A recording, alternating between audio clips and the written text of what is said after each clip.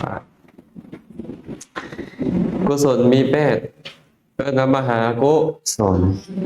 คันเทียบกับปัจจุบันนี่ก็คือทานศีลภาวนาให้คำว่าภาวนานี่หมายถึงเบื้องต้นของภาวนาเลยเบื้องต้นของภาวนามี2แบบมีสมถะภาวนาและวิปัสสนาภาวนาคันวิปัสสนาภาวนากับเมนได้ใส่ได้วิปัสสนาภาวนาแต่ต้องเป็นญาณสัพพยุตเฉพาะวิปัสสนาส่วนสมถะภาวนาก็มี2อีกสมถะที่เป็นกามกับสมถะที่เป็นมหคตะคือได้ฌานแล้วตัวนั้นว่าภาวนาโดยตรงตัวนั้นนะแต่ตัวนี้ก่อนภาวนาเบื้องต้นอย่างเช่นเขากำลังเจริญอานาปานสติกำลังเบิ่งลมหายใจอยู่กุศลก็เกิดขึ้นกุศลนั้นก็ต้องเป็นมหากุศลดวงใดดวงหนึ่งแต่ว่าเรื่องของการเจริญถึงขั้นอัปปนาได้ก็ต้องเป็นว่าฌานญาณสัมปยุตก่อนจะถึงฌานได้ก็ต้องมีกุศลแบบญาณสัมปยุตได้ก่อนเกิดขึ้นก่อนเนาะฉันเนาะอายุปัจจุบันนี่นะโอกาสกุศลที่จะเกิดขึ้นได้กับ8อย่างนี้เลย8อย่างเท่าเฮียนนี่บางเทื่อต้องมีผู้กระตุ้นสักส่วนบางเทื่อบ่ต้องมีบางเทื่อมีปัญญาประกอบบางเทื่อบ่มีปัญญาประกอบบางเทื่อเป็นโสมนัสบางเทื่อเป็นอุเบกขาถ้าท่านเห็นหมู่เซ่ยๆแล้วว่าหมู่ใจหมู่บ่เป็นบุญบ่แม่นได้บางเทื่อก็เป็นบุญนั่นแหละแต่มันบ่แช่มชื่น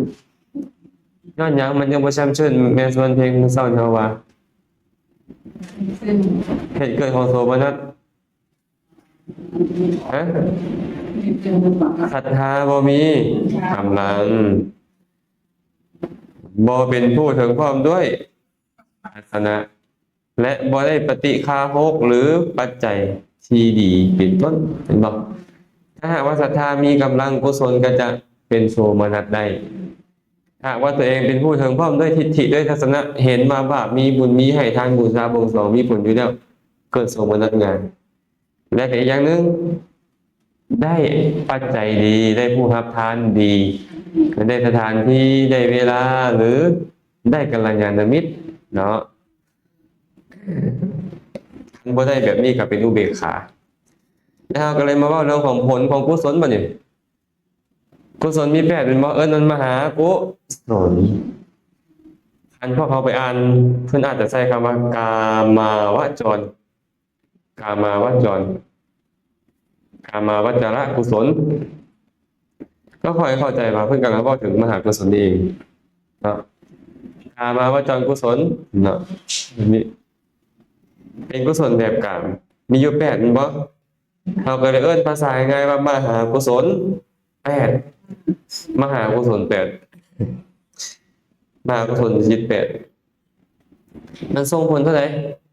เอาสั้นมันส่งผลเท่าไหร่มันส่งผลเป็นหยังก็แนวสั้นมหากุศลส่งผลเป็นเห็นบ่ตอนถามมันวิบากเป็นหยังตอบถึกขนาดเลยบาดบอกมันส่งผลเป็นหยังแค่คำว่าวิบากกับผลในคนละเรื่องเลยเด่นวิบากก็คือผลก็คือวิบากเป็นบ่มหากุศลก็ส่งผลเป็นวิบากจักดวงอีกอันหนึ่งจักดวง16โดยเป็นยังอเหตุกะ8และสเหตุกะสเหตุกะเฮ้ยว่าหยังมหาวิบากนะมหาวิบากอย่าลืมได้ว่ามันส่งผลเป็น2แบบทรงเป็นอาเหตุอยู่8และจักขุโสตคานะชิวหากายะเป็นบ่อุเบกขาสันติรณะโสมนัสสันติรณะและสัมปติชนะ8อะไรในอาเหตุนะแต่เป็นสาเหตุนี่มี8ถ้ามหาวิบากมหาคือวิบากใหญ่หรือวิบากที่ประเสริฐนั่นแหละเนาะ คนที่เห็นหน้าที่อย่างแน่คนที่เห็นหน้าที่อย่างเบิ่งกระดานหน้าที่อย่างอยู่นี่ปฏิสนธิภะวังจุติปฏิสนธิคือเกิดเนาะปฏิสนธิคือเกิดภวังค์คือแปลว่ารักษาภพคำแปลตามตรงองค์ของภพองค์อังคะเป็นองค์ส่วนประกอบบวกกับภพก็ไปเป็นองค์ของภพนะภาษาบาลีเอาหน้าไว้หลังเอาหลังไว้หน้าอันนี้ก็ได้นะมาจากภาวะแปลว่าภพภาวะนี่นะบวกอังคะนี่แปลว่าองค์เขาเรามาแปลมักแปลว่าอวัยวะอย่างนั้นเอาบวกกันก็เลยกลายเป็นพระวังคะภาษาบาลีจะมีการแยกรวบรวมกลายเป็นพระวังคะแปลว่าองค์ของภพภาวะแปลว่าภพภาวะฮะแมนตัวภาษาบาลีนี่มันจะบ่มีตัววอมันมีแต่ตัววะบ่มีตัวกอมีตัวกะในตัวกอในตัวคอมีสระอะในตัวถ้าเวลาจะบวกกันมันจะลบตัวหนึ่งที่สระตัวเดียวอยู่ในภาษาในอักษรตัวเดียวกันนั่นก็เลยไปเกิดองค์ของภพแปลว่ายังรักษาภพไว้องค์ของภพนี่นะถ้าเขาบ่มีตัวนี้เขาจะตายตอนที่เขารับมานะเขารับคือเขาบ่มีสติมู้ยังตอนนั้นนะแต่มันไปหู้อดีตเมื่อกี้เขาเลยว่าเราจิตตอนใกล้ตายจิตใกล้ตายอยากให้เบิ่งตัวนี้น้อยหนึ่งก็ได้สมมุติว่าคนผู้ใดผู้หนึ่งจะตายกำลังใกล้จะตาย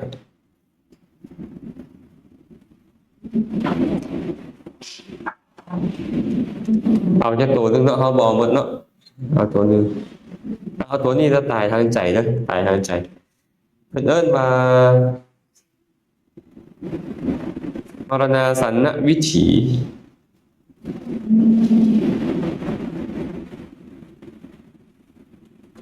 ไม่ใช่ละวันโนแทงคิดไปแต่หมดตัวนี้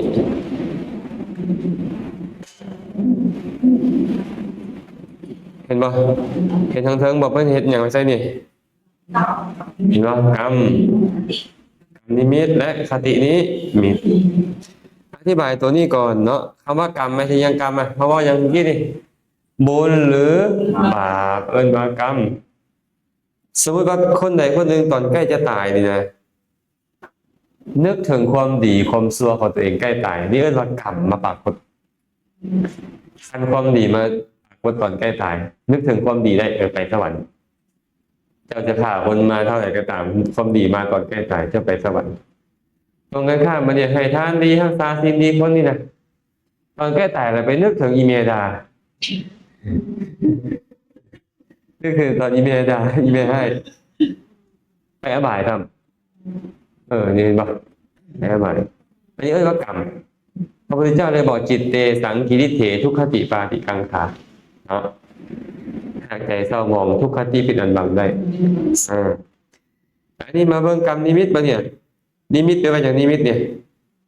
นิมิตแปลว่าเครื่องหมายแสดงว่าเครื่องมือนั่นเองเครื่องมือในการเฮ็ดกรรมเอาสมมติคนที่ฆ่างัวเขายังเอามีดสมมติเนาะนึกถึงมีดตอนฆ่างัวนึกถึงมีดนะนักเลงตกปลาเนี่ยเอายังเบ็ดถึงเบ็ดนายพรานกันนึกปืนบ่ธนูบ่สิเนาะหรือว่าคนเฮ็ดอีหยังก็ตามแต่แหละที่เขาใส่ให้กรรมชั่วนะเหมือนกรรมชั่วอย่างใดอย่างหนึ่งนี่เอิ้นว่ากรรมนิมิตฝ่ายบ่ดีตรงกันข้ามมันเอาใกล้ตายสมมุติพวกเขาซะไปส่วนเพลงสมมุติเป็นเจ้าภาพผ้าป่ากฐินเนาะนึกถึงอันโตผ้าจีวรเป็นผ้าไตรจีวรในการเฮ็ดกรรมดี นึกถึงพานดอกไม้เอาไปบูชาพวงมาลัยบูชาเจดีย์ธาตุหลวงบอกจังซี่อย่างที่เป็นต้นเนาะเอิ้นว่านิมิตกรรมนิมิตฝ่ายดีกรรมนิมิตฝ่ายดีเห็นนี่เห็นนั่นนะนี่กรรมนิมิตส่วนต่อไปบัดนี้คตินี้มิตคตินิมิตคติแปลว่าที่ไปนิมิตเป็นเครื่องหมายบวกกันก็เลยเป็นเครื่องหมายแห่งสถานที่เขาจะไปเกิดปกตินิมิตเครื่องหมายบอกว่าเขาจะไปเกิดไหนสมมุติว่าเขาเห็นป่าตอนใกล้ตาไปเห็นแต่ป่าไม่โอ้แสดงว่าเดรัจฉานนะเป็นเดรัจฉานนะเห็นแปลวไฟลุกว่วมว่วมว่วมว่วมว่วมว่วมอยู่นรกอย่าคิดได้ว่าอันโอ้ยเขาบูชาที่ประทีปบ่เป็นอะไรได้เห็นไหมจะไปนรกไปประทีปตั้งกันได้ประทีปน่ะประทีปมันเกิดที่บึ้มบ้ามบึ้มบ้ามขนาดนั้นเราเปลวไฟเนาะเป็นบ่เราเห็นพวกจาโยมพี่บานกำลังลงโทษผู้นี้ผู้นั้นอยู่เจ้าจะไปนรกอันนี้เห็นหมอดำตัวบักใหญ่ไล่กัดหนึ่งมาเป็นเครื่องหมายของนรกนะอันนี้เครื่องหมายของที่เขาจะไปบดีเนาะเอาเห็นน้ำนี่แหละแต่ว่าเจ้าจะไปเป็นสัตว์น้ำเจ้าจะไปเป็นสัตว์น้ำแล้วเห็นผู้หญิงมีคันกำลังตั้งท้องแต่เจ้าจะไปเกิดเป็นมนุษย์ตายแล้วจะไปเป็นมนุษย์ถ้าหากเห็นวิมานเห็นต้นกระพึกเนาะเห็นหอปราสาทลาดสว่างเจ้าจะไปสวรรค์เห็นนางนางฟ้าอย่างเป็นต้นนะนี่ก็คตินิมิตเนาะกลับมาหาได้บ่เนี่ยไฟดีก็ไปดีไฟบ่ดีก็ไปบ่ดีคนเราต้องมีอย่างใดอย่างหนึ่งในสามอย่างนี้ตอนใกล้ตายมาปรากฏถ้าว่ากรรมนี่นะกรรมนิมิตหรือคตินิมิตอย่างใดอย่างหนึ่งทั้งสามนี่ชื่อคนกระตุ้นนะแม่เอ้ยเจ้านึกได้ถึงบ่อนเขาเฮ็ดบุญมื้อนั้นนะวันเกิดนะสมมติสินะส่วนเพลงนะแม่ตักบาตรแม่ตักบาตรนะขอนึกถึงได้แสดงว่าตัวนี้นี่กรรมนิมิตตัวนี้นี่นะเป็นปัจจัยให้มีชวนะแล่นไปแบบนี้ไอ้ปฏิสนธิตัวเนี้ยมันจะเป็นประเภทที่เป็นสะสังขาริกมันจะเป็นสะสังขาริกฟังทันบ่มันไม่ได้เกี่ยวกับพวกนี้เลยพวกนี้เป็นบุญเป็นบาปไปแต่ตัวนี้นี่เนี่ยมันจะเป็นผลของกุศลนั่นแหละกุศลพวกนี้มันบ่ทันมาส่งผลแต่ว่ามันเฮ็ดให้กุศลอื่นได้โอกาสส่งผลอกุศลอื่นได้โอกาสส่งผลปฏิสนธิตัวนี้ก็เลยกลายเป็นสะสังขาริกอาจารย์จะเขียนสะสังขารเนาะสะสังขาริกเลยซะแต่ถ้ามันเกิดขึ้นมาเองบ่มีผู้ใดมาบอกเลยเขากับบ่ได้บอกเขาเห็นปากลบได้เองหมดเลยปากลบได้เองหมดนึกถึงกรรมที่ตัวเองดีๆที่เองเฮ็ดไว้นำได้บางคนเห็นข่อยเคยใส่ทุงยกขึ้นเป็นทุงทอทุงไซบูชาหรือว่าข่อยเคยเห็นทอธรรมาสเอาทอธรรมาสไปถวายอาจารย์เพิ่นนั่งแสดงธรรมจังซี่เป็นต้นแบบนี้มันมาปรากฏเองใจเขาจะเป็นสังขารแบบนี้สังขาริเพราะหยังว่ามันเกิดเองของมันเกิดเองเขาไม่ได้ไปกระตุ้นไม่ได้กระตุ้นเลยเนาะเนี่ยไอ้จิตดวงเนี่ยเป็นแบบใดจิตดวงแรกในภพเอิ้นว่าปฏิสนธิดวงต่อมาเอิ้นว่าภวังค์ลักษณะแบบเดียวกันแต่ว่าเฮ็ดหน้าที่คนละหน้าที่เกิดกับดวงแรกต่อจากดวงแรกไปเอิ้นว่าภวังค์ดวงสุดท้ายบ่เนี่ยจะไปเอิ้นมันว่าจุตินี่ปฏิสนธิมีเท่าเดียวจุติก็เท่าเดียวที่เหลือบ่เนี่ยที่เขารับไหลแต่ละเทื่อเขาบ่ฮู้เรื่องบ่ฮู้ราวแต่ละเทื่อเอิ้นว่าภวังค์ไอ้พวกภวังค์นี่เนี่ยมันจะมีอารมณ์จังได๋ล่ะสมมุติว่าแม่ส่วนเพลงนอนรับอยู่เขาสิฮู้หยังในปัจจุบันเขาบ่ฮู้แต่ว่ามันต้องมีจิตเกิดขึ้นแต่เราเห็นมาแล้วว่าจิตนี่เนี่ยคืออย่างจิตธรรมชาติที่ฮู้อารมณ์มันฮู้ตัวไหนมันมาฮู้ตัวนี้กรรมนิมิตตอนใกล้ตายในภพที่แล้วเพิ่นบ่ได้ฮู้ปัจจุบันมันฮู้ที่ภพแล้วพุ่นน่ะมันก็เลย เขาก็เลยบ่มีโอกาสได้คือว่าฮู้โตเพราะมันนี่นะรักษาบ่ให้เขาตายมันก็เลยต้องมีอารมณ์ของมันไม่ใช่เป็นอารมณ์ของมันอดีตตอนนี้อารมณ์เป็นอดีตพวกเนี้ยอารมณ์ตัวใดปรากฏตอนใกล้ตายมันนี่แหละมันกลับมาฮู้พี่แหละนี่มาฮู้พี่อารมณ์เก่าพี่เขาก็เลยได้ฮู้ว่านอนรับเลยบ่ฮู้เรื่องฮู้ราวเลยเขาว่าจังซี่ย้อนหยังเขาบ่ฮู้ปัจจุบันนี่เลยเขาบ่เห็นรูปบ่ได้ฟังเสียงบ่ได้ดมกลิ่นบ่ได้ชิมรสชาติบ่ได้สัมผัสอีหยัง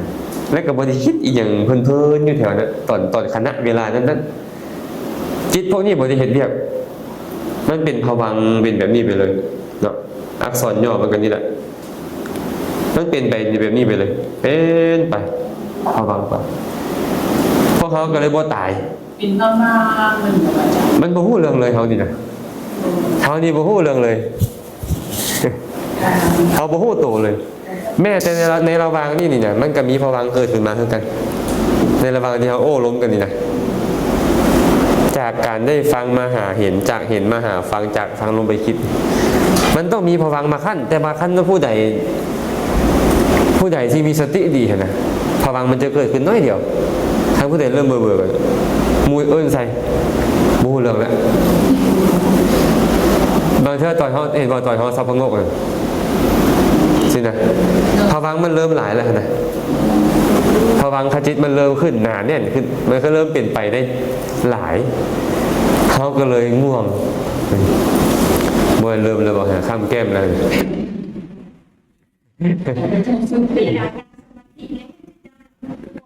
แสดงว่าเขาลงภวังค์แต่เขาสำคัญผิดว่าเขาได้สมาธิเขามักเป็นแบบนี้แหละเคยมีพระองค์นึงกันที่ตอนไปปฏิบัติพร้อมกันอยู่พม่านะมีพระองค์นึงเพิ่นไปนั่งสมาธินั่งปุ๊บโบ้เหมือนกับเข้าฌานเลยเพิ่นบอกเพิ่นก็สำคัญผิดโดยตลอดว่าเพิ่นที่เข้าฌานได้ผ่านไปล้มกับกรรมฐานอาจารย์สอนกรรมฐานบอกบ่เห็นเจ้าลงภวังค์นั่นบ่ฮู้อีหยังเลยมันเหมือนกับมีความสุขนะตอนอยู่ธรรมดาตัวเองฟุ้งซ่านนี่เนาะมันระทุกข์มาตัวเองเริ่มไปนั่งสมาธิเริ่มดีเข้าแล้วลงภวังค์เลยสำคัญว่าตัวเองได้ฌานนะแต่คณะเขาบ่ได้ไปเรียนนี่มันยุ่งเลยการพักผ่อนหนึ่งอาจารย์เนาะแม่นตอนเขารับนะครับพรตัวนี้นะมันบ่ได้เฮ็ดเวียกไปวุ่นวายนำอารมณ์นะสมองก็เลยมาเว้าหยอกกันเองได้เข้าภวังค์แล้วบ่เข้าภวังค์แล้วบ่ถึงรับนั่นแหละเข้าภวังค์นะเนาะรับตอนรับนี่มันจึงมาฮู้อารมณ์ที่เป็นอดีตมันบ่ฮู้ปัจจุบันตอนนี้เนี่ยเพิ่นก็เลยบอกว่านี่แหละหน้าที่ของมหาวิบากนี่อีกอย่างนึงหน้าที่มี4อย่างปฏิสนธิภวังค์จุติและตถาลัมภนะตอนที่มันเฮ็ดหน้าที่ตถาลัมภนะฉะนั้นมันมีมาอารมณ์ในปัจจุบันคันไม่เฮ็ดหน้าที่ปฏิสนธิภวังค์จุติมันจะไปฮู้ในอดีตเบิดพอเข้าใจเนาะบัดนี้เนาะแสดงว่ามันจะเป็นสังขาริกหรืออสังขาริกคันเฮ็ดหน้าที่ปฏิสนธิภวังค์จุติมันเกี่ยวเนื่องกับอดีตว่าอดีตตอนที่เจ้าจะตายชาติที่แล้วนี่นะตอนเจ้าใกล้ตายนี่นะกรรมนิมิตหรือคตินิมิตถึกกระตุ้นหรือบ่ถึกกระตุ้นหากกรรมนิมิตคตินิมิตนั่นถึกคนอื่นมากระตุ้นให้เจ้านึกถึงได้แสดงมาปฏิสนธิของเจ้านี่เป็นสังขาริกแม่ปฏิสนธิเป็นแบบใดสังขาริกในภวังค์ในจุติเป็นอันเดียวกันหมดจิตดวงแบบเดียวกันเลยการที่ว่าเกิดขึ้นครั้งแรกเขาเอิ้นจะว่าปฏิสนธิเกิดสุดท้ายเขาเอิ้นจะว่าจุติแต่ระวังแต่ปฏิสนธิเป็นฮอดจุตินี่เอิ้นมาภวังค์เพราะมีเจ้าจึงพวกข่อยจึงบ่ตายเป็นเหมือนพักผ่อนไปบ่ตายเข้าใจเนาะวิบากจากพิจารณาถ้าคนเป็นสัตว์นอกที่ใช่ไหมแล้วก็ที่ตายไปวิบากเนี่ยถ้าเป็นกระตุ้นก่อนวิบากนี่คืออาจารย์ว่าให้ฟังเลยมันจะเฮ็ดแบบใดก็ตามมันต้องเป็นแบบเก่านอกจากมันมาเป็นตถาลัมภนะนี้ตอนมาเฮ็ดหน้าที่ตัวนี้ก็เป็นอันเดียวกันนะปฏิสนธิแบบใดภวังค์แบบใดจุติแบบใดก็ตามตถาลัมภนะมันกับจิตประเภทเดียวกัน แต่เหตุของความเป็นสสังขาริกอสังขาริกในตถาลัมพนะเนี่ยบ่คือปฏิสนธิภวังค์และจุติ เพราะปฏิสนธิภวังค์จุติมีอารมณ์เป็นอดีตยุคแต่ว่าตถาลัมพนะมันมีอารมณ์ปัจจุบันนี้ มันเกิดขึ้นต่อจากมันสมมติเห็นรูปปุ๊บมันก็ต่อเลยได้ฟังเสียงปุ๊บมันก็ต่อเลย นึกในใจปุ๊บมันก็ต่อถ้าอารมณ์เพียงพอต่อการเกิดขึ้นของมันจะมีตถาลัมพนะตถาลัมพนะจึงเป็นสสังขาริกหรืออสังขาริกเพราะสัปปายธรรมและอสัปปายธรรมเหมือนกับโลภะเหมือนกับมหากุศลตัวนี้เขาฟังคร่าวๆเนาะเพราะได้เรียนแท้ๆมันได้เรียนอยู่ในปริเชตที่3ที่4นะแต่ว่าให้เห็นก่อนว่ามันมีลักษณะแบบนี้อยู่ที่เขาสำคัญบ้านนอนระบบมีจิตบ่มีจิตน่ะบ่แม่นเด้อเพราะหลายคนเข้าใจว่ารับระบบมีจิตบ่มีจิตจังได๋บ่มีจิตก็ตายเท่านั้นแหละกลซึกๆอยู่หั่นบ่มีจิตจังได๋ไปเบิ่งดูต้นไม้มันโกนบ่ต้นไม้บ่มีจิตมันจะบ่โกนอันเนาะมาต่อครับบัดนี้โอเคเข้าใจแล้วเนาะบัดนี้เนาะปฏิสนธิภวังค์จุติมันจะเป็นสสังขาริกหรืออสังขาริกอยู่กับอารมณ์ที่เป็นอดีตก่อนใกล้ตายเนาะมาอารมณ์ก่อนใกล้ตายนั้นถือกระตุ้นหรือบ่ถือกระตุ้นแต่เมื่อเฮ็ดหน้าที่ตถาลัมพนะก็คือเกิดต่อจากเมื่อกี้นี่แหละเกิดต่อจากสาวนะว่าตถาลัมพนะมันมีสัปปายะและอสัปปายะธรรมเป็นปัจจัยอันได้อาหารในอุตุเสนาสนะบุคคลได้ธรรมะที่สัปปายะมันก็จะเป็นอสังขาริกถ้าว่าได้อาหารอุตุบุคคลธรรมะเสนาสนะบสัปปายะมันก็จะเป็นสสังขาริกไปเลยได้มหาวิบากนี่นะในพวกเขานี่ปฏิสนธิด้วยจิตประเภทใดนี่นะไม่ออกเพิ่งปฏิสนธิด้วยจิตประเภทใดงงไปเลยการมหาวิบากนี่ติบอกกับบ่เป็นกระเทยที่บอกมหาวิบาก8ดวงใดดวงหนึ่งน่าจะบ่แม่นอันนั้นแต่ว่ากระเทยนี่นะเท่ากันน่าแปลกบ่อันในธรรมะเนี่ยในภาษาของธรรมะนี่เพิ่นบอกไว้แต่กระเทยเราไปนึกได้ว่าผู้หญิงผู้ชายอยากเป็นผู้หญิงความจริงแล้วบ่แม่นผู้หญิงอยากเป็นผู้ชายก็มีแสดงไว้ในฎีกาว่าเป็นแบบนี้คือกันเนาะน่าจะบ่มีผู้ใดสงสัยอีกอย่างเนาะมีบ่สงสัยเหตุครับปฏิเสธ3เนาะจบแล้วได้ดิมหาวิบากเนี่ยมาจุติแปลว่าเคลื่อนจุติแปลว่าเคลื่อน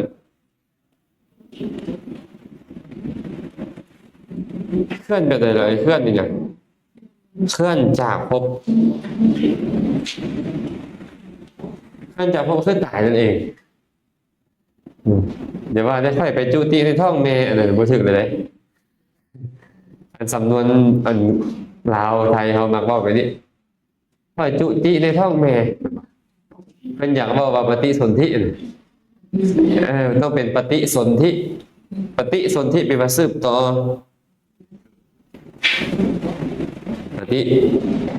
สนธิสืบต่ออย่างล่ะสืบต่อภพสืบต่อภพก็คือสืบต่อภพเก่าให้เข้ากับภพใหม่สืบต่อภพใหม่ให้เข้ากับภพเก่าบ่ให้ขาดสายก็หมายความว่าตายแล้วต้องเกิดแน่นอนนอกจากพระอรหันต์พวกเขานี่จนทอดอนาคามีตายปุ๊บต้องเกิดปั๊บบ่มีว่าเป็นสัมภเวสีร่องรอยบ่มีในความเข้าใจว่าเป็นสัมภเวสีร่องรอยจริงบ่มีจิตพวกนี้ในขั้นตอนนี้เป็นพระอรหันต์มีแต่จุติปุ๊บดับไปเลยและบ่มีจิตเกิดขึ้นอีก คันบ่มีปฏิสนธิที่มีบ่อันน่ะเมืองนิพพานมีบ่ล่ะบัดนี้เมืองนิพพานก็เลยบ่มีเพราะบ่มีการปฏิสนธิมีพุทธบางนิกายเนาะพระเจ้าหันเข้าใจว่าพระพุทธเจ้าก็ตามพระอรหันต์ก็ตามตายแล้วจะไปเกิดในนิพพาน อยากกลับมาซอยสัตว์ละกลับมาเราจะเช่นนิกายมหายานกับเจ้าทั้งหลายเนาะนิกายมหายานนิกายเชนปัญญาอย่างต่างกันเจ้า เป็นเทพเป็นอย่างไร ไม่เหมือนกับนี่เลย มันก็เลยว่านี่เขาจะบอกว่าเขาบ่ดีเลยบอกว่ามันกับมีเมตตากรุณาดีอยู่นะถ้าสอนเรื่องทานเรื่องอย่างนี้ดีอาตมาไปเวียดนามนี่ป้าคนลุกเลยไปเวียดนามใต้โฮจิมินห์บ้างโฮจิมินห์ไปลงปุ๊บเห็นคนเต็มอยู่อันสนามบินนะว่าไม่เขามาต้อนรับที่ได้ที่ไหนได้ไปขั้นเดียวกันกับดาราไทย เขามาต้อนรับพวกดารานึกว่าเขามาต้อนรับขึ้นในใจเบิ่งไปเบิ่งมาดารามา ให้ว่าไปฮอดสถานที่เขาไปดิมีเจ้าของโรงแรมเขาเช่าโรงแรมมันเนาะที่ประมาณ200,000 บาทเนี่ยแล้วก็ขอเช่าโรงแรมให้ครูบาอาจารย์ครับไปฮอดนี่เต็มเลยคือกันในนี้ก็ได้กราบตั้งแต่พระองค์ที่แรกเข้าไปจนถึงพระองค์สุดท้ายกราบอยู่นั่นแหละมันหนาวลงมันก็จะบอกให้กับครูบาอาจารย์เท่านั้นนึกว่าโอ้ยศาสนาพุทธอยู่เวียดนามนี่มันมีแล้วแหละมหาญาณเนี่ยเขาสอนกันดีเจ้าของโรงแรมเขาว่ามื้อนี้เขาบ่เอาเงินนำเขาบ่เอาเงินนำเลยเขาเห็นครูบาอาจารย์เห็นญาติโยมเฮ็ดกับครูบาอาจารย์เป็นปัจจัยให้เขาเกิดกุศลนะพ่นน่ะเขาก็มอบให้เลยบ่เก็บเงินเลยประมาณ200,000นี่แหละเราบ่เก็บเงินนำแล้วนี่ก็มีแต่ภายนิพพานเนี่ยมันสอนคนละเรื่องเลยนิพพานเป็นแบบนี้เขาสอนแบบนี้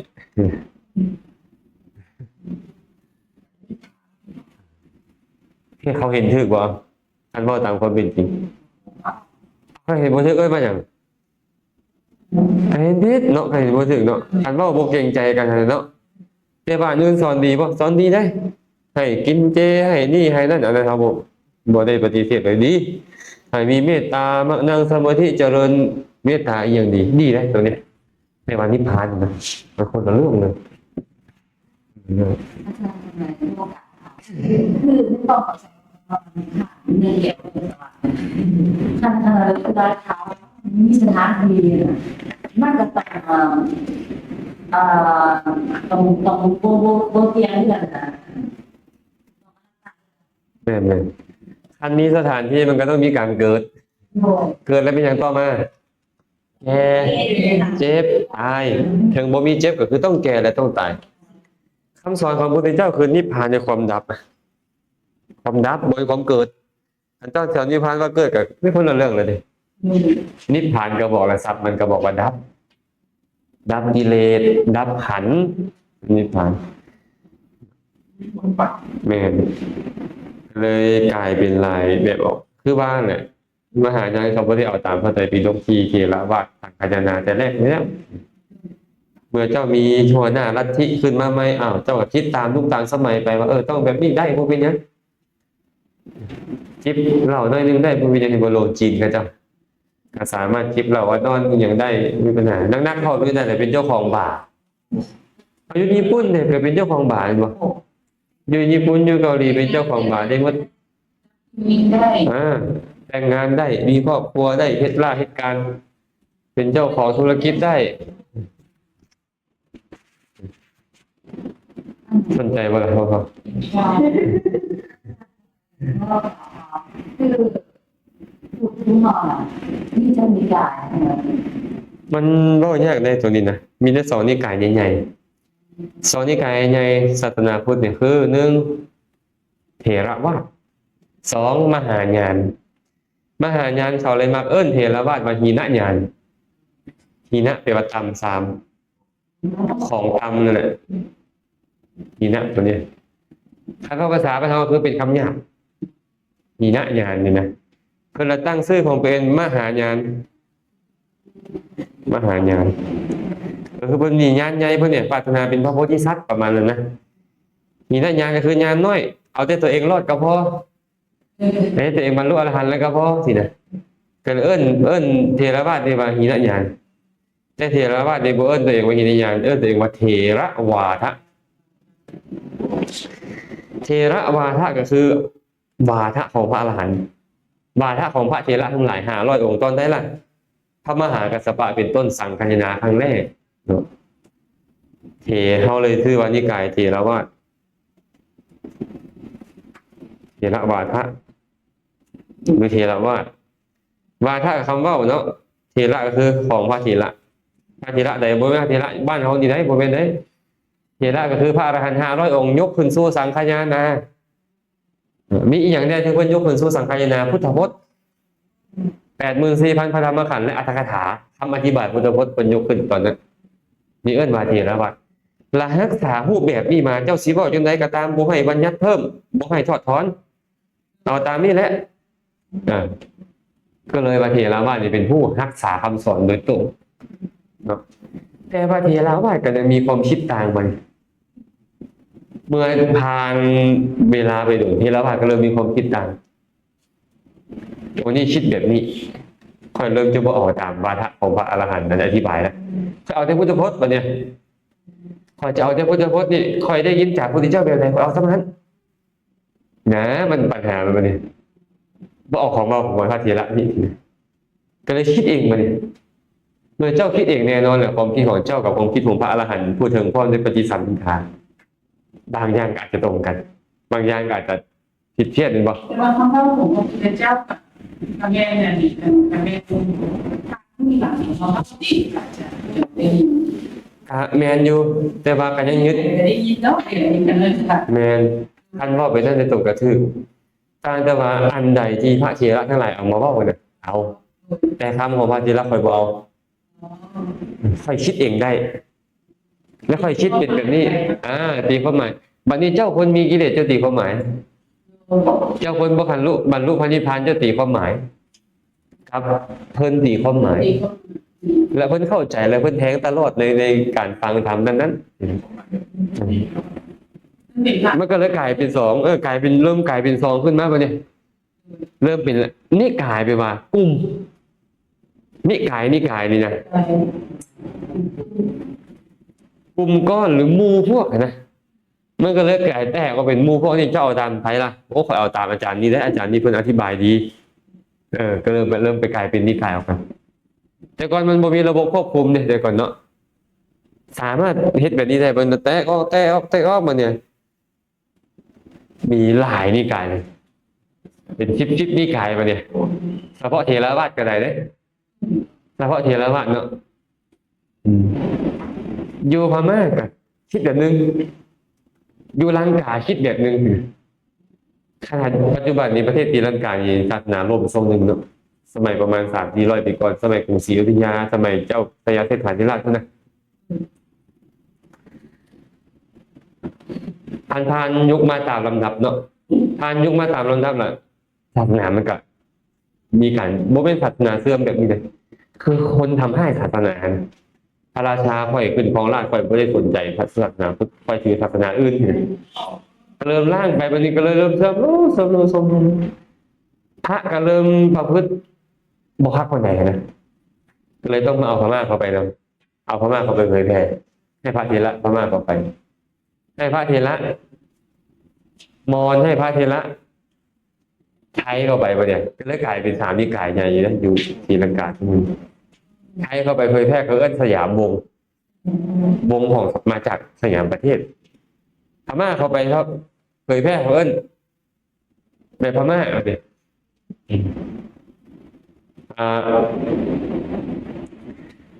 มอญเข้าไปก็เอาแบบมอญลามันยะแบบพม่าเข้าไปก็ลามันยะอามาระปุระก็คือพวกมอญเข้าไปเผยแพร่ครูบาอาจารย์ก็เลยแจกนิกายเป็น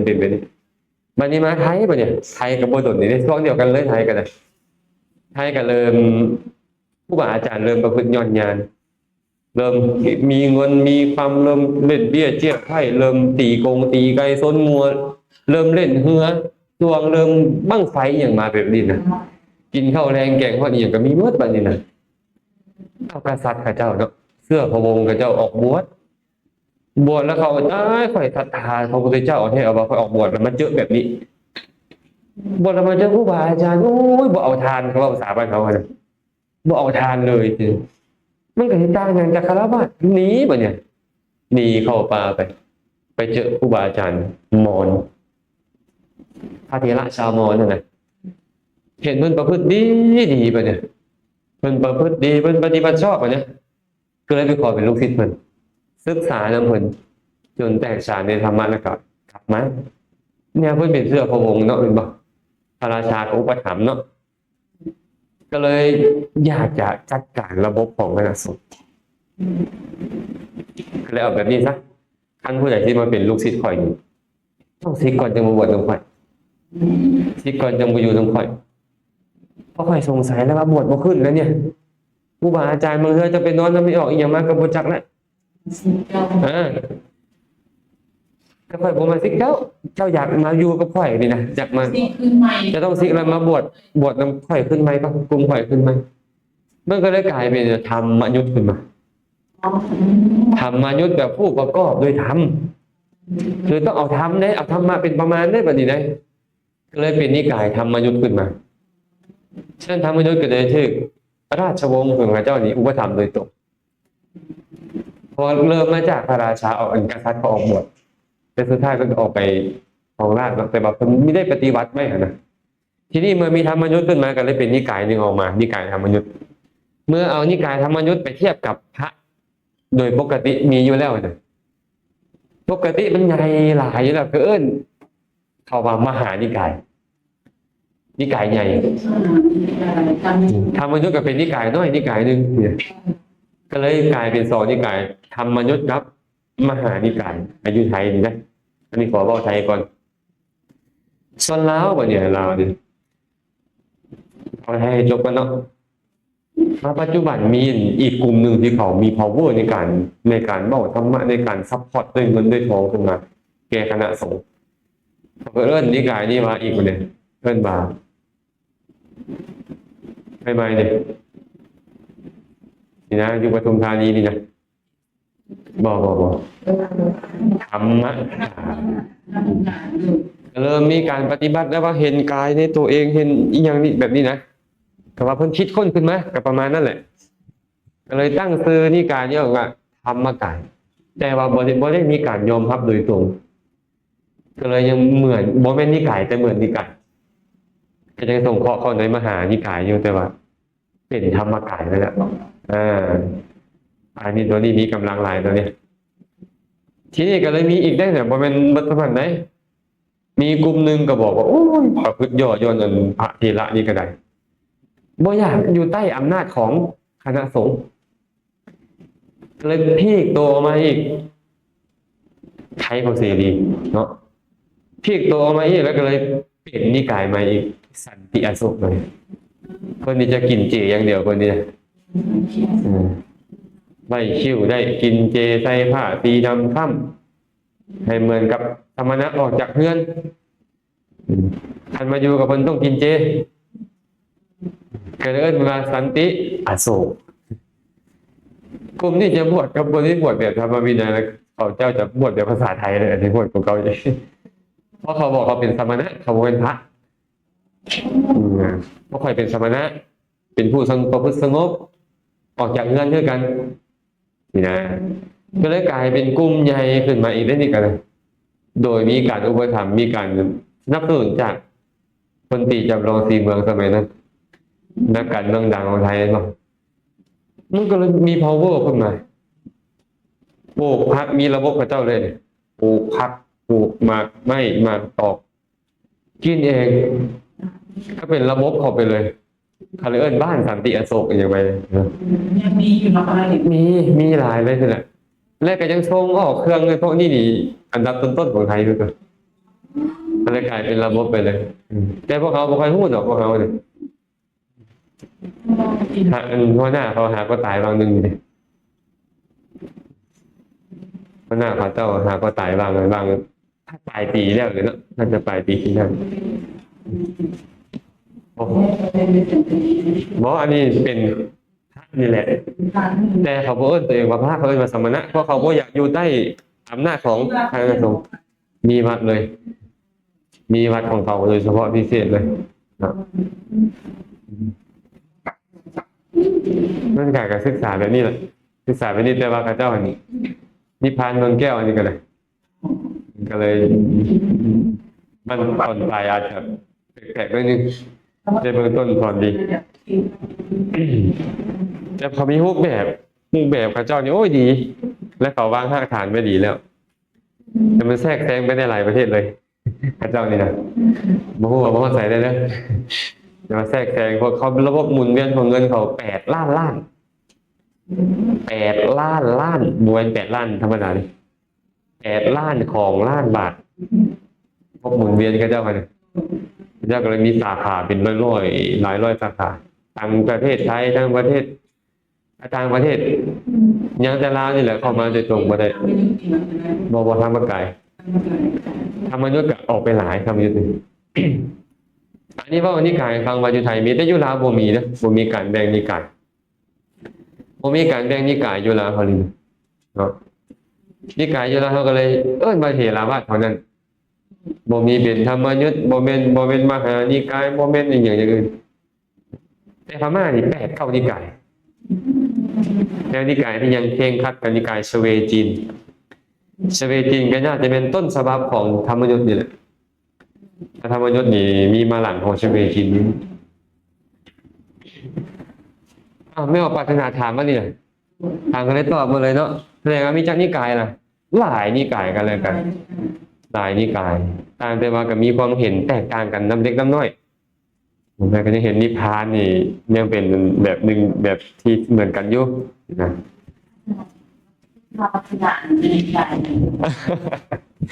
อันนี้บ่คันเอิ้นว่านิกายได้แท้แต่ก็เป็นกลุ่มหนึงแล้วคันเว้าตามเป็นจริงคือเป็นกลุ่มคือนิกายนั่นแหละแต่ว่าบ่คันถึงขั้นนั้นพุทธวจนะนี่จะเอาตั้งแต่เฉพาะคำเว้าของพระพุทธเจ้าอันใดเป็นพระพุทธเจ้าเว้าจังเอาอันใดบ่เว้าเราบ่เอาแม่นแต่คำของพระอรหันต์ค่อยบ่สนพระสารีบุตรค่อยบ่เอาพระอานนท์ค่อยบ่เอากระจายนะค่อยบ่เอาสินะคืออาจารย์เว้านั่นแหละเฮาเป็นปุถุชนนี่เฮาตีความหมายอันเดียวกันนี่แหละอาจจะถึกและบ่ถึกเฮาปุถุชนเด้คันพระอรหันต์เนี่ยเพิ่นกล่าวตูพระพุทธเจ้าบ่บ่กล่าวตูแน่นอนเนาะฉะนั้นก็เลยเหมือนนิกายแต่เขาบ่ได้ถึงขนาดนั้นเหมือนกู้เป็นกลุ่มออกไปกลุ่มหนึงซะแล้วเขาจะเอาเฉพาะเรียนพุทธพจน์นะก็เลยกลายเป็นอีกกลุ่มหนึง เคยมีคนมาถามอาตมาอาจารย์นิกายไหนว่าอาตมาบ่มีนิกายเลยอาตมาก็เป็นพระธรรมดานี่แหละบวชเข้ามาแต่เห็นว่าพระไตรปิฎกนี่มีประโยชน์ก็เลยพยายามศึกษาพระไตรปิฎกพระไตรปิฎกเพิ่นสอนจังได๋อาตมาก็พยายามเฮ็ดแบบนั้นได้พยายามเว้าไปตามเพิ่นเด้ก็บ่แม่นนิกายได้อาตมาก็บ่โดยตรงแต่ว่าแน่นอนแหละค่อยบวชมาในพุทธศาสนาค่อยบวชเจาะจงพระพุทธเจ้าค่อยก็ต้องเอาคำว่าพระพุทธเจ้านี่แหละเป็นหลักก่อนเห็นบ่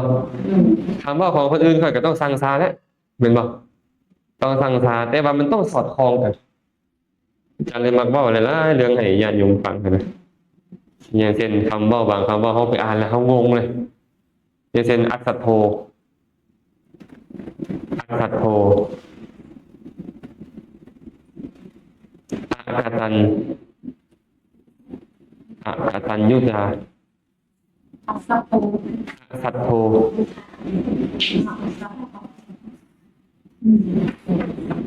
โอ้เขียนหมดบุญเนี่ย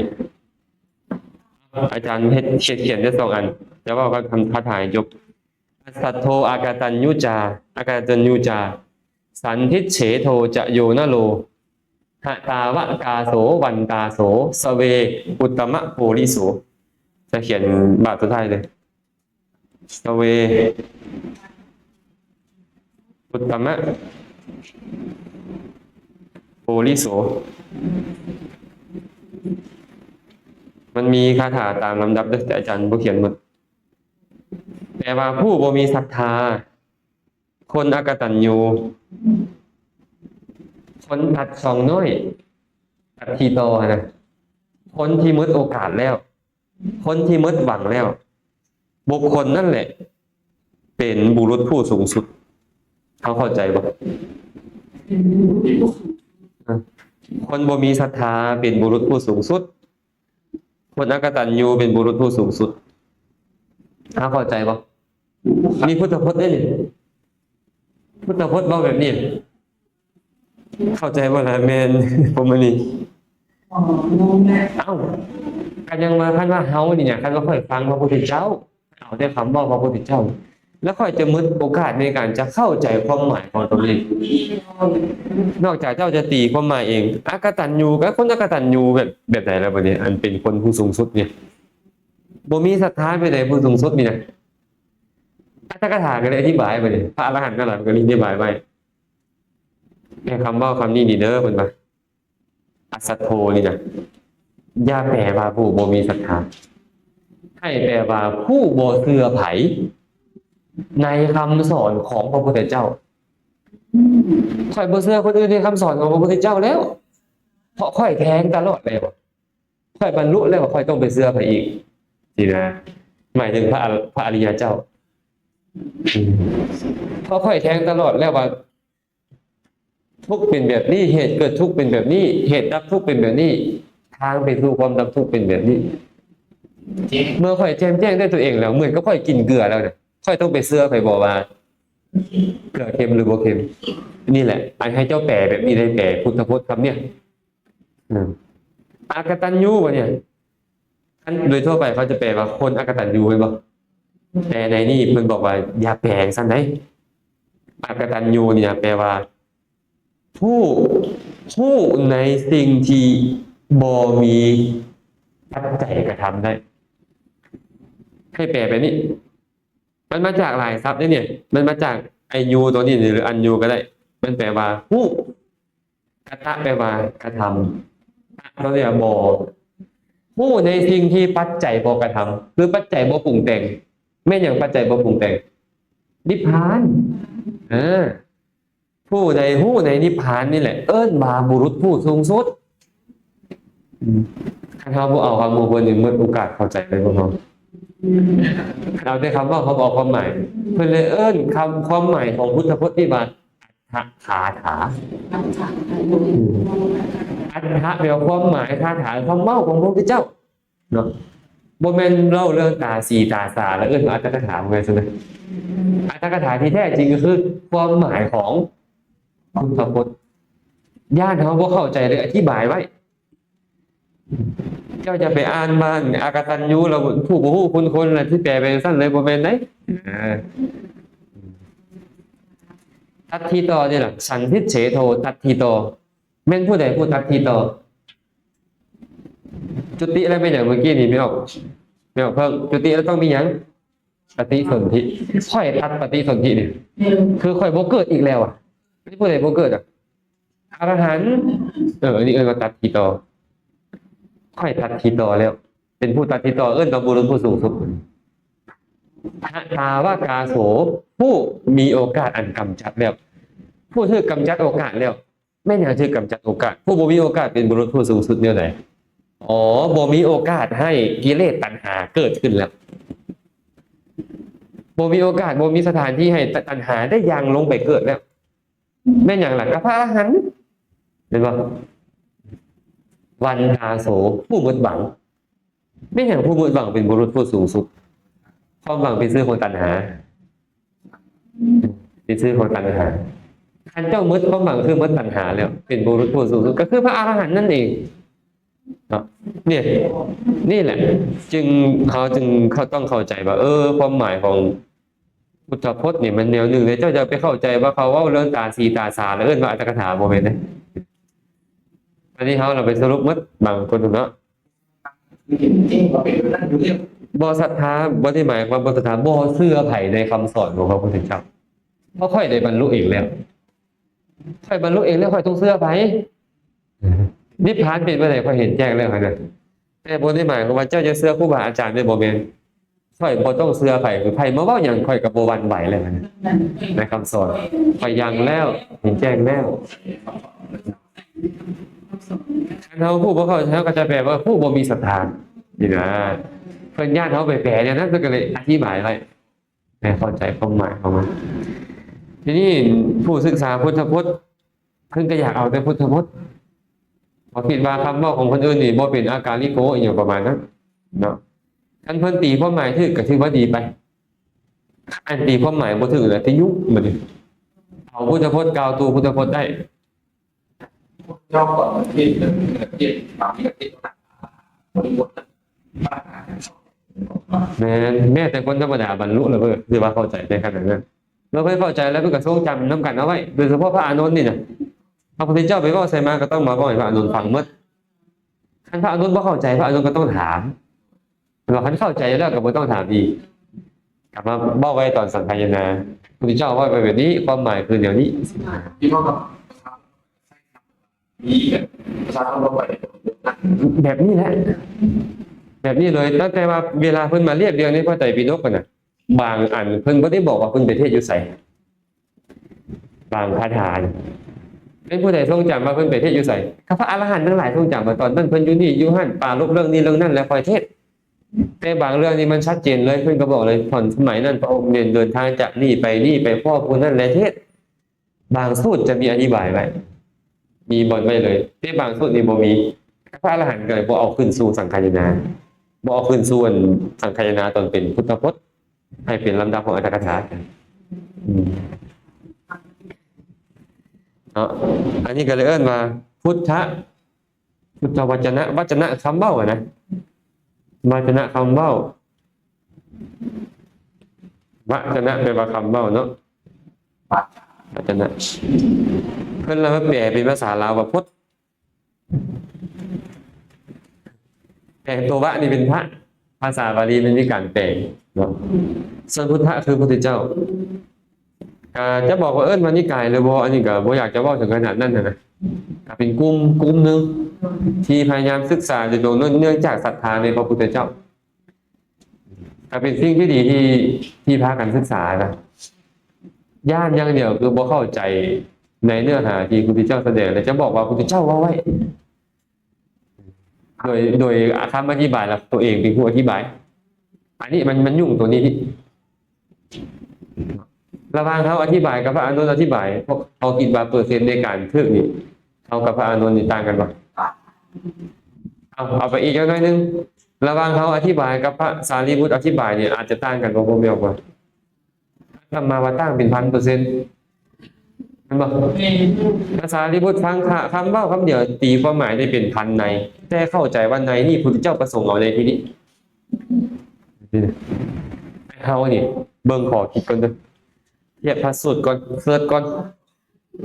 เขาสิไปเอาผู้ปฏิสัมภิทาไม่ออกเข้าใจคำว่าปฏิสัมภิทาปฏิสัมภิทาแปลว่าแตกสารอัฏฐปฏิสัมภิทาแปลว่าแตกสารในความหมายของพุทธพจน์ธรรมะปฏิสัมภิทาแตกสารในคำสอนของพระพุทธเจ้าในพุทธพจน์เลยนิรุตติปฏิสัมภิทาแตกสารในภาษาที่เอามาใช้อย่างเช่นตถาคโตตถาคโตตถาคตาก็แล้วแต่ว่ายังไงมีออกมีวันตถาคตานี่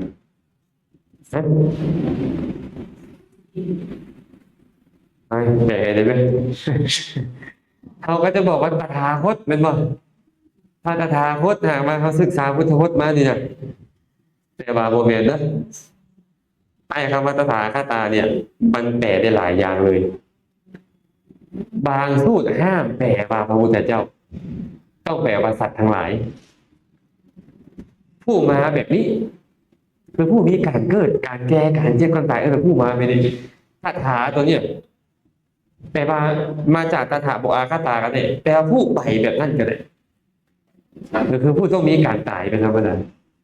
ทีนี้บางสูตรเนี่ยพระพุทธเจ้าบอกมาตถาคตาสัตว์ทั้งหลายให้แปลว่าสัตว์ทั้งหลายบางคนก็ไปแปลที่ได้ตถาคตตายแล้วเกิดก็มีบ่ตถาคตตายแล้วเกิดตถาคตตายแล้วบ่เกิดก็มี ตายแล้วเกิดอีกก็ได้บ่เกิดอีกก็ได้ก็มีวาทะแบบนี้นะทางท่านห้ามแปลท่านใดให้แปลตถาคตานิว่าสัตว์ทั้งหลาย ดีๆ นั่นแหละมันก็เรียกว่าสัตว์ทั้งหลายเกิดอีกก็มีบ่ตายแล้วเกิดอีกก็มีตายแล้วบ่เกิดอีกก็มีนี่อันนี้ว่าผู้แตกต่างในภาษา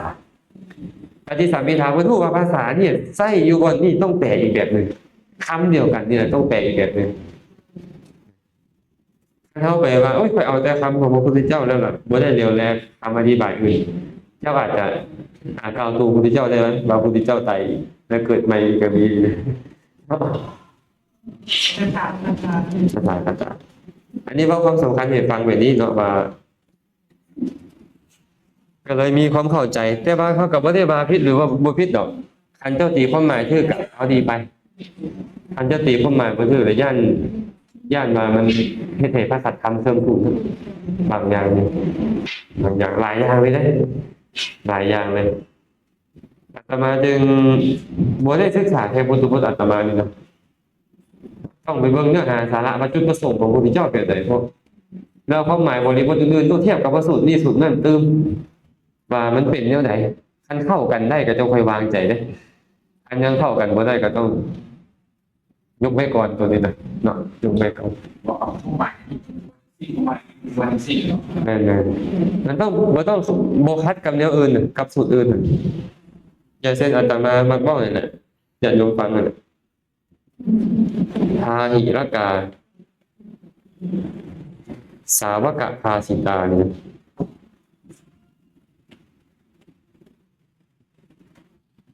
อยู่ในพระสูตรหลายๆสูตรเลยมันบอกว่าหากมีผู้กล่าวถ้อยคำอันวิจิตรอักขระอักษรอันวิจิตรสระสลวยเป็นบอกเนาะเห็นบอกอันนักกวีแต่งขึ้นใช่ไหม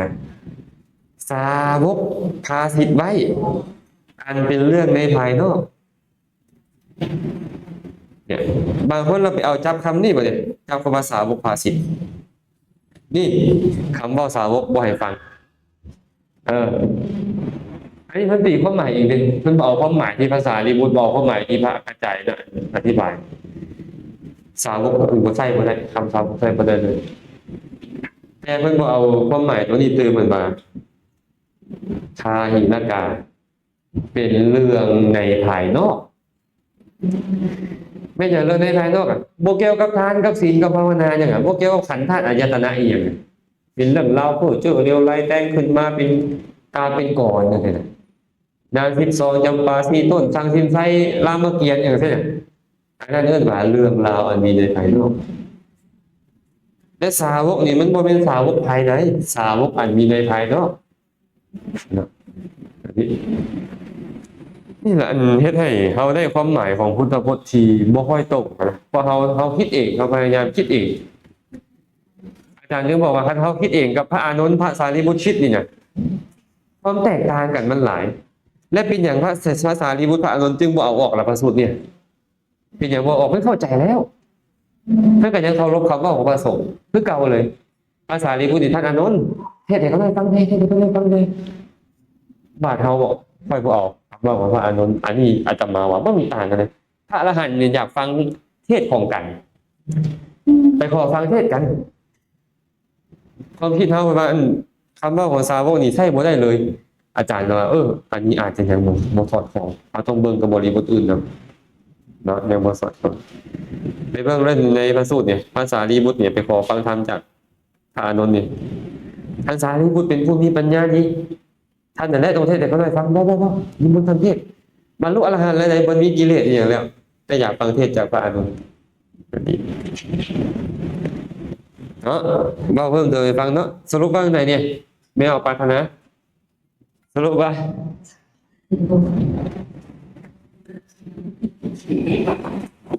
แล้วพุทธวจนะเป็นนิกายหนึงบ่ยังบ่ว่าถึงขนาดเป็นนิกายหนึงก็เป็นกลุ่มคนหนึงที่อยากศึกษาคำสอนพระพุทธเจ้าแล้วก็พยายามว่าจะเอาได้คำของพระพุทธเจ้าแต่อยากให้รู้แบบนี้เด้อญาติโยมคันเฮาบ่ได้ไปแปลบาลีโดยตรงนี่นะ ส่วนหลายเลยแต่อันโดยอัตถกถาแต่โดยอัตถกถาบ่ได้เป็นแปลแต่คำว่าพระพุทธเจ้าในพระสูตรน่ะมีเทวดาไปถามพระพุทธเจ้าแม่นอย่างเกิดขึ้นโลกจึงเกิดขึ้นพระเจ้าตอบว่าชะสุโลโกสมุปปนโน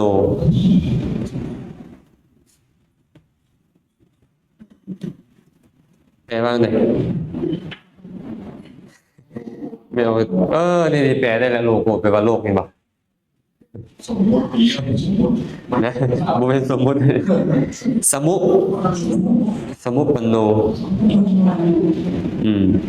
สมุปปนโนว่าเกิดขึ้นพร้อมนั่นแหละพระเจ้าบอกว่าโลกนี่นะเกิดขึ้นเพราะ6อย่างเกิดขึ้นอะไรบ้างเพิ่นบอกได้ว่าโลกเกิดขึ้นย้อน6เกิดขึ้นเข้าใจป่ะในพวกนี้เข้าใจป่ะ ทุกอย่างเกิดขึ้นเป็นมีโลกเกิดขึ้น อายตนะยังบ่มีคำว่าอายตนะในพุทธพจน์เลยพุทธพจน์บ่มีพุทธพจน์บ่มีบอกว่า6นี่คือหยังไม่พูดให้ฟังแล้วกันพระอานนท์นั่นแหละให้ฟังไงพระเจ้าไปเทศน์ไสก็ต้องมาหาพระอานนท์คือเก่าเห็นบ่ขอพรได้แล้วว่าต้องเฮ็ดจังซั่นส่วนพระอรหันต์เท่าไหร่ก็ได้อธิบายว่าไอ้คำว่าชะสุเนี่ยเรียกว่าสลายตนะ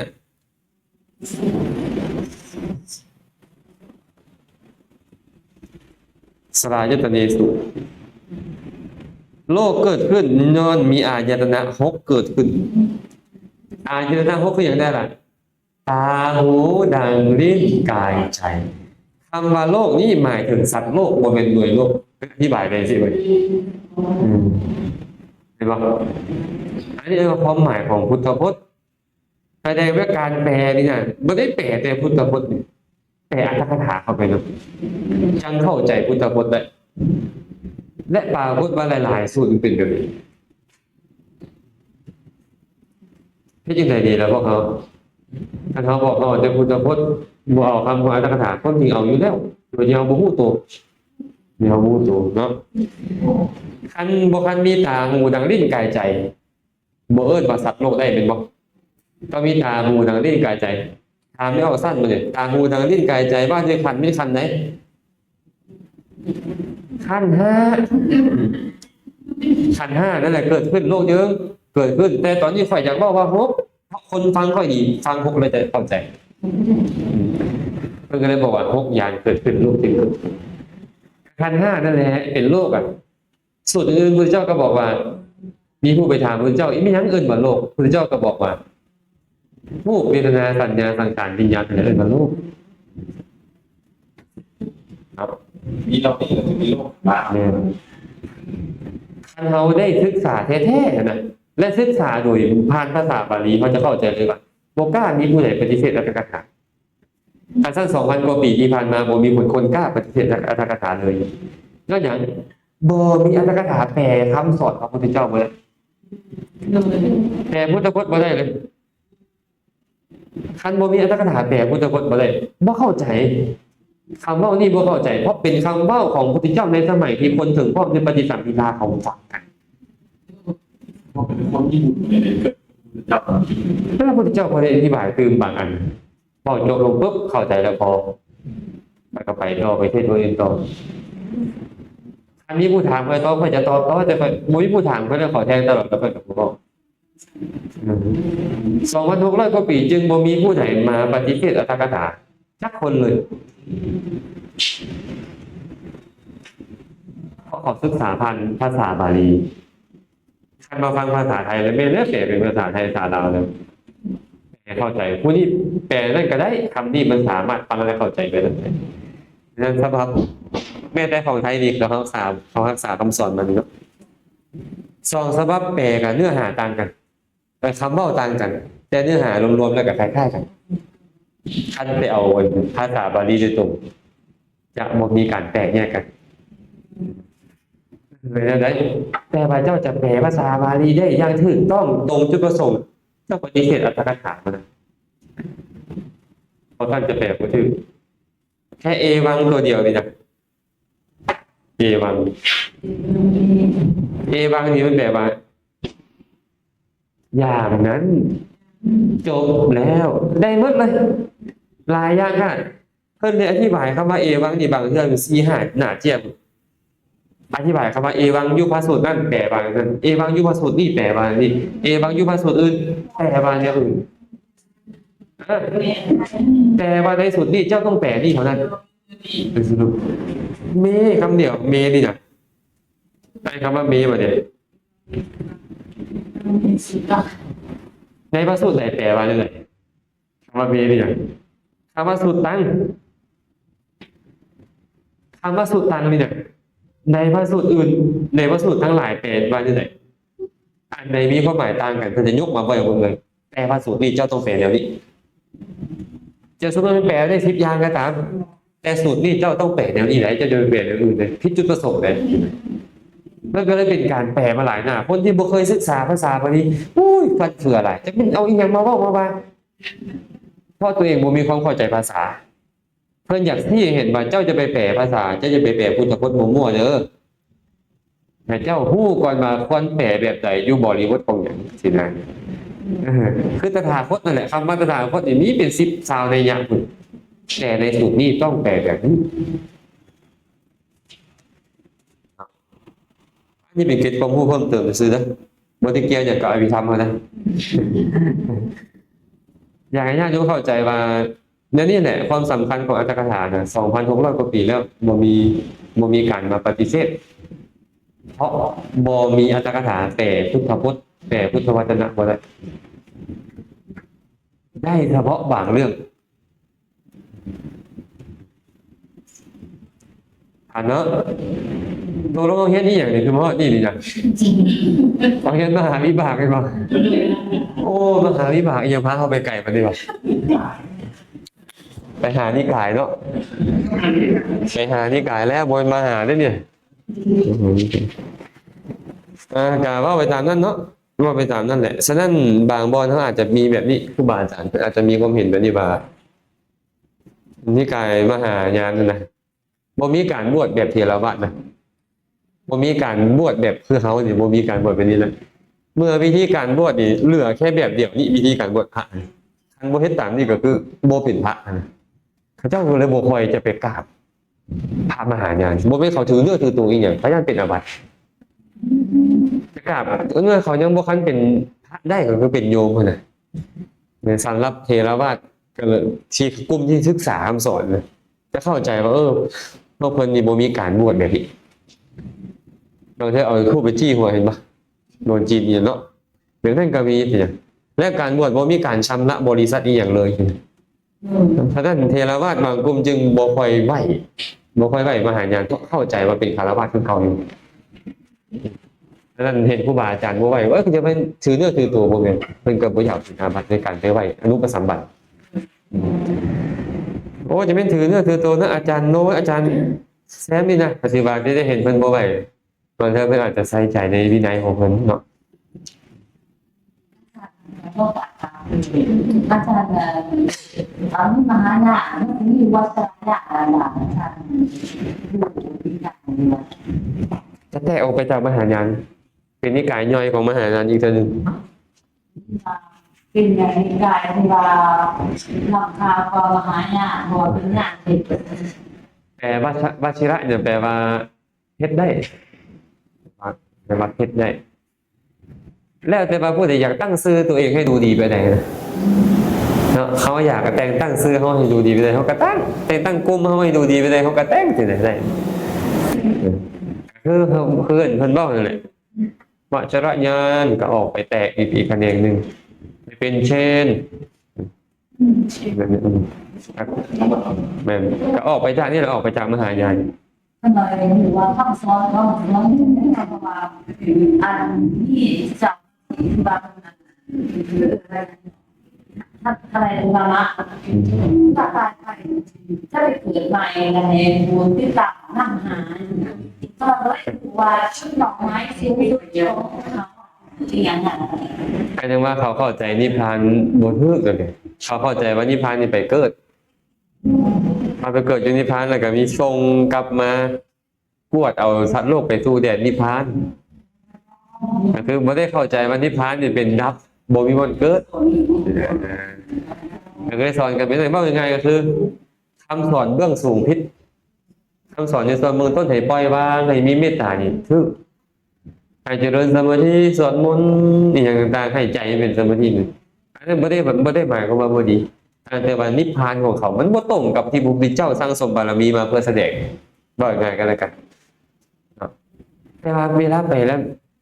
มันรู้สึกสงบจิตสงบใจคนละมัก พื้นฐานทั้งสองหลักๆของก็ยังเห็นหลักการรวมดีรวมกันได้ เฉพาะเมตตา เพราะไม่ต่าง อันรักมีในนี่บ่ต้องมาฮอดเลยกับเจ้า ยังบ่ได้เลยบ่ได้เลยดีเลยเขากับแบบของเขาอ่ะแบบชาติแบบของเขาอะ เราปัญหาเราคือเพื่อให้เพศลงใจสบายใจ เข้าใจว่าน่าจะโมเมนต์แบบนี้คือพระเจ้ากับปรารถนานิพพานเท่ากัน แต่เขาดันมีเพิ่นว่าทิฏฐิอย่างหนึ่งที่เข้าใจว่านิพพานเป็นแบบนี้แล้วตั้งแต่เดิมมาจุดกับตัวไม้ปุ๊บกับเข้ากันปั๊บรถจุดกับตัวไม้ปุ๊บเข้ากันปั๊บรถ ประสบเกิด เนื้อในใจความของการสอนกันมันบอกอย่างนั้นอยู่แล้วว่าตายแล้วต้องเกิดอีก คือหลักการสอนหลักการที่บอกอย่างการที่จะเกิดขึ้นคือเป็นว่า ขันธ์ห้าขันธ์นี่คือกันเลยการแต่ว่าเวลากระบวนการนะกระบวนการนี้อาจจะแตกต่างกัน วิธีการ ว่ากระบวนการของการดำเนินของจิตนี่นะว่าจิตเป็นแบบใดแบบใดดับแบบใดอย่างสิ้นอาจจะบ่คือกัน แต่ว่าเข้าใจเรื่องขันธ์ห้าคือกันว่าผู้เวทนาสัญญาสังขารวิญญาณนี้อันนั้นเนาะข้าเจ้าก็เลยมักนั่งสมาธิ เลย มักนั่งสมาธิแล้วเอาทั้งมันแหละความจริงแล้วแค่นั่งสมาธินี่ศาสนาในภายนอกสอนกันมาหลายหมื่นหลายแสนปีแล้วแต่มีสอนกันมาแต่พระพุทธเจ้าไม่ได้มาเน้นเรื่องสมาธิหรือมาเน้นเรื่องปัญญาเห็นแจ้งแล้วไปบรรลุนิพพาน ซึ่งคุณก็จะบอกอะไรหรอที่อยู่อีก ท่านว่าวิปัสสนาเนี่ยต้องเป็นไปนั้นศาสนาพุทธนั่นน่ะสอนวิปัสสนาให้รู้แจ้งบ่มีศาสนาอื่นสอนสินะ จะเป็นความตั้งใจ แม่นคืออารมณ์มากระทบตอนใดพิจารณาได้ตอนนั้น มันต้องแบบนั้นเจริญวิปัสสนานะอารมณ์มาทางตาทางหูทางดังทางลิ้นทางกายใจเกิดขึ้นมันก็รับรู้เข้าใจรับรู้เข้าใจอาพานเนาะสรุป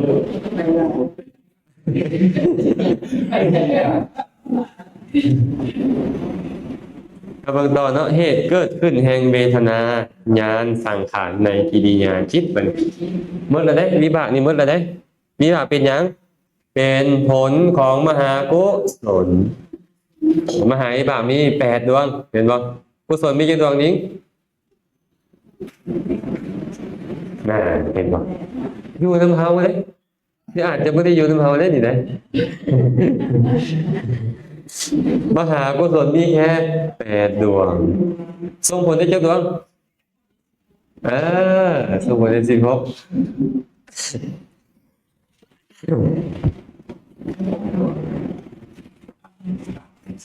เป็นเหตุกาไปเฮ้ย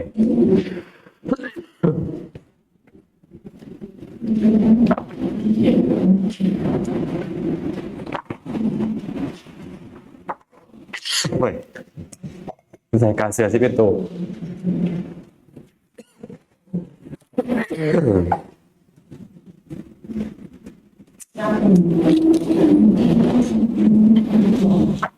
โอ้ยทรมานเนาะ ร่างกายเกี่ยวกับ บ่เที่ยง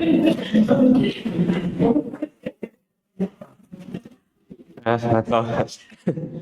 แสดงว่ามหากุศล กุศลประเภทกามเอิ้นว่ามหากุศลหรือเอิ้นว่ากามวจรกุศลมี8ส่งผลได้16ดวงเป็นอเหตุกะไป8เป็นสเหตุกะ8เมื่อกี้เขาได้เว้าแล้วเรื่องของผลของกุศลที่เป็นสเหตุกะก็คือมหาวิบากต่อไปไม่ยังมหากิริยาคือกันเลยกุศลแบบใดกิริยาแบบนั้นต่างแต่ว่าคนที่เป็นปุถุชนนี่นะหรือเป็นพระเสขะพระเสขะหรือพระเสขะนี่คือโสดาบันสกทาคามีและอนาคามีบุคคล3จำพวกเนี่ยเอิ้นว่าเสขะเสขะหรือเสกขะกันเลยเขาได้ยินเพิ่นบอกว่าพระเสขะพระเสขะหรือพระเสขะได้แก่พระโสดาบันฮอดอนาคามีท่านเห็นเพิ่นบอกว่าพระอเสขะแสดงว่าพระอรหันต์ไปฟังมาติกาเมส่วนเพลงฟังมาแหละเสขาธรรมาอาเสขาธรรมาเนวเสขานาเสขาธรรมากำลังบอกเรื่องนี้แหละเนาะแต่สุดท้ายเขาจนได้เห็นเป็นปากอริยเจ้า3จำพวกถ้านับบุคคลนี่7บุคคลเด้ถ้านับเป็นบุคคลน่ะตั้งแต่โสดาปฏิมรรคพระอรหันตมรรคแต่ถ้าหากนับเป็นจำพวกได้3จำพวกคือโสดาบันสกทาคามีและอนาคามีเอิ้นว่าเสขะเสขะหรือเสกขะนี่เสขะในกระดาษนะเสขะก็ได้หรือเสกขะก็ได้ถ้ามาปุถุชนคือพวกเราในปุถุชนเนาะและพระเสขะเนี่ยเฮ็ดอีหยังเฮ็ดความดีอันไหนความดีอันนั้นจะเอิ้นว่ากุศลถ้าว่าพระอรหันต์บัดนี้ขีณาสพนี่เป็นพระอรหันต์ขีณาสพมาจากขีณาสวะในขีณาตัวเนี้ยบวกอาสวะเนี่ยจะขีณาหรือขีณะก็ได้นะแล้วบวกกับอาสวะนี่ขีณะแปลว่าสิ้นไปแล้วอาสวะคือกิเลสอันเป็นเครื่องมัดดองอยู่ในใจนี่รวมกันกันเลย ผู้มีอาสวะอันสิ้นแล้วคือผู้หมดอาสวะกิเลสแล้วขีณาสพคันกุศคันปุถุชนกับพระเสขะเฮ็ดละเป็นกุศลคันพระขีณาสพคือพระอรหันต์เฮ็ดละเป็นกิริยาอันเดียวกันกุศลกับกิริยาเนี่ยเป็นเหมือนกันเลยต่างแต่ว่าคันพระเสขะกับปุถุชนเฮ็ดละเป็นกุศลยังต้องทรงผลให้ได้รับความสุขส่วนพระขีณาสพคือพระอรหันต์เฮ็ดมันเป็นแค่กิริยาเพราะมันบ่ส่งผลอีกแล้วมาส่งผลอีกเท่านี้เองเนาะฉะนั้นเพิ่นเลยบอกว่าผู้ใดบรรลุอรหันต์แล้วเอิ้นว่าผู้สิ้นกรรมแล้วผู้บ่มีบุญบ่มีบาปแล้วละได้ทั้งบุญทั้งบาปละได้ทั้งบุญทั้งบาปละได้ทั้งรูปทั้งนามละได้ทั้งสุขทั้งทุกข์สิไม่การกระทำไม่ซื่อแต่คนบ่มีบ่รู้สึกหยังบ่มีอีหยังกับมันบ่แม่นเกี่ยวกันคือสิ่งบ่แม่นเป็นอันโดยตรงเฮ็ดแต่บ่มีผลเฮ็ดนั่นแหละฮู้ความว่าเฮ็ดอีหยังอยู่เฮ็ดอีหยังอยู่ฮู้หมดแต่ว่าแบบนี้เนี่ยเฮ็ดแล้วมันบ่ส่งผลเลยเอิ้นว่าแต่เพียงแต่เฮ็ดกิริยานี่คือเพียงแต่เฮ็ดเพียงแต่กระทำซื่อๆอาการซื่อๆบ่ส่งผลหยังกับถึงใจบ่ส่งผลให้ได้รับทุกข์แล้วบ่ส่งผลให้รับทุกข์ในอนาคตเรื่องมากิริยาสติสมบูรณ์แล้วสติของพระอรหันต์นี่สมบูรณ์อริยมรรคมีองค์8สมบูรณ์เป็นสิ่งดีนะเรามีคิดไปคิดเพื่อที่อยู่ในสอนและมันต้องส่งผลพวกเขาเนี่ยเฮ็ดปุ๊บมันต้องส่งผล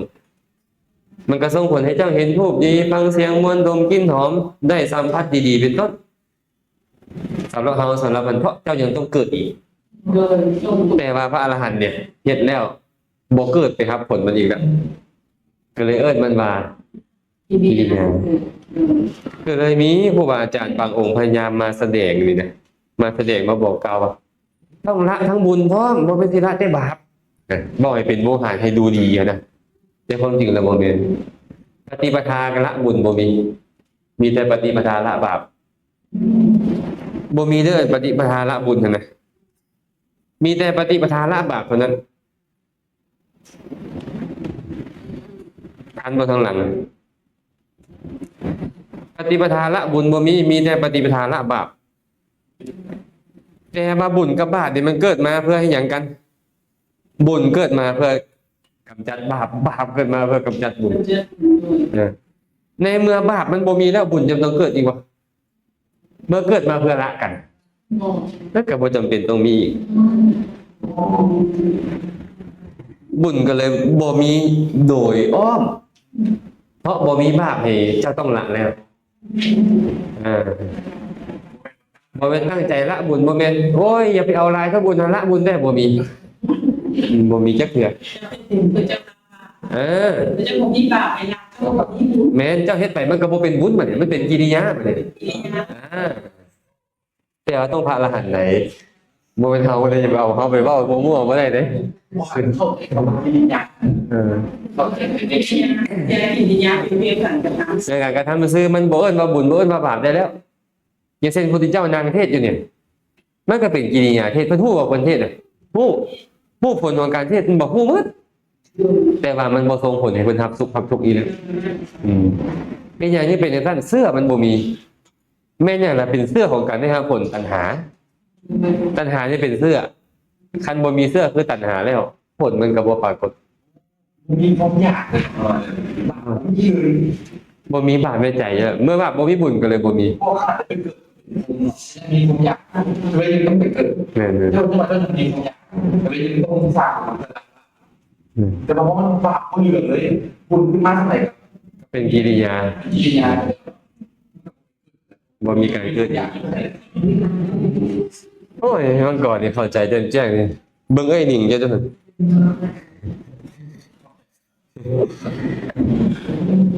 กิริยาจึงมีอยู่8เท่ากัน กิริยาก็เลยมี8เกิดกับปุถุชนหรือพระเสขะเป็นกุศลเกิดกับพระอรหันต์เป็นกิริยาต่างกันเท่านี้เองเนาะต่างกันเท่านี้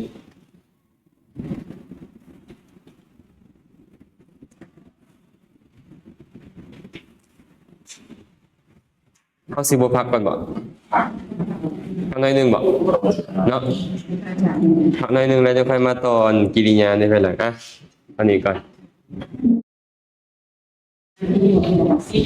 10 นาทีซะโดยย่างเข้าไปห้องน้ำมาละหมดเวลาแล้ว เรามีน้อยอยู่นะครับ โอ้แสดงว่ามีอุปการะหลายแล้ว เรียน มีอุปการะหลายได้เนี่ย